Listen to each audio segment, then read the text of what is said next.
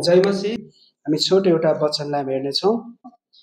फिलिप्पी 2 अध्यायको 7 देखि 10। तर आफैलाई रित्तो पार्नुभयो, येशू ख्रीष्टले आफैलाई रित्तो पार्नुभयो र दासको रूप धारण गरेर मानिसको समानतामा हुनुभयो।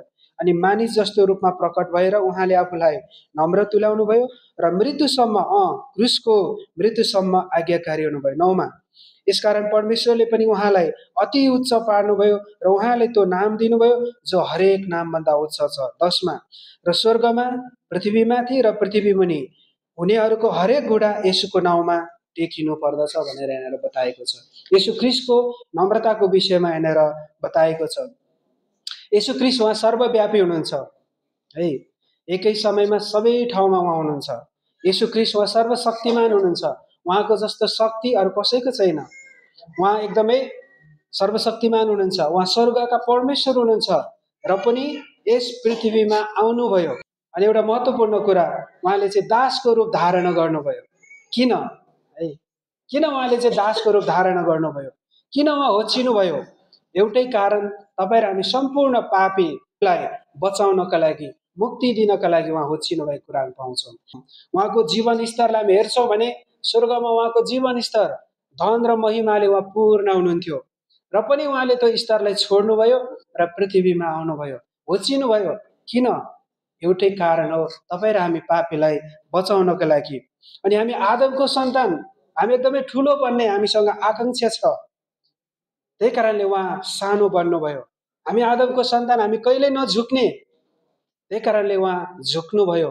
हामी आदमको सन्तान, हामी कुर्कुच्चो उचालेर हामी उचाउन खोज्छौँ, त्यही कारणले उहाँ होचिनुभयो।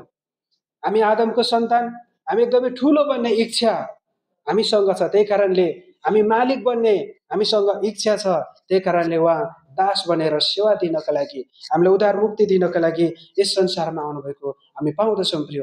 त्यस पछाडि उहाँले जति दुःख कष्ट भोग्नुभयो हाम्रो निम्ति, त्यो सम्पूर्ण दुःख कष्ट, त्यो पीडाहरूमा उहाँले आफ्नो लागि एक थोपा पनि आँसु झार्नु भएन।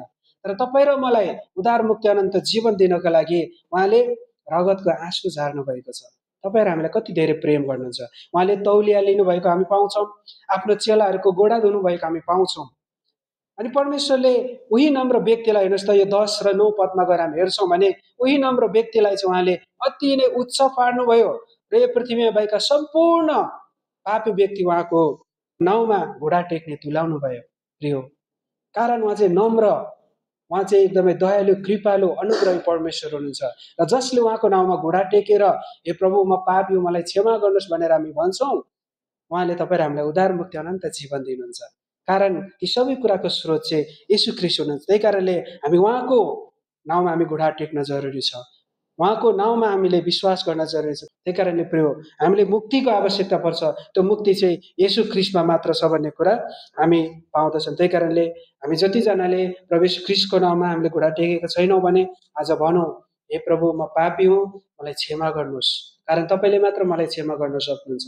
हे प्रभु, तपाईँ मुक्तिदाता हुनुहुन्छ, मलाई मुक्तिको आवश्यकता पर्छ, अनि त्यो मुक्ति केवल तपाईँले मात्र दिन सक्नुहुन्छ। मलाई मुक्ति दिनुहोस्, मलाई क्षमा गर्नुहोस्। तपाईँ पुनरुत्थान र जीवन हुनुहुन्छ, मलाई जीवन दिनुहोस्। अनि तपाईँ दास भएर मलाई तपाईँको सन्तान बनाउनको लागि यस पृथ्वीमा आउनुभएको कुरा म विश्वास गर्छु, मलाई तपाईँको सन्तान बनाउनुहोस् भनेर जब हामी यसरी भन्छौँ भने हामी अहिले नै परमेश्वरको सन्तान हुन्छौँ। परमेश्वरलाई महिमा भएको छ। आमेन।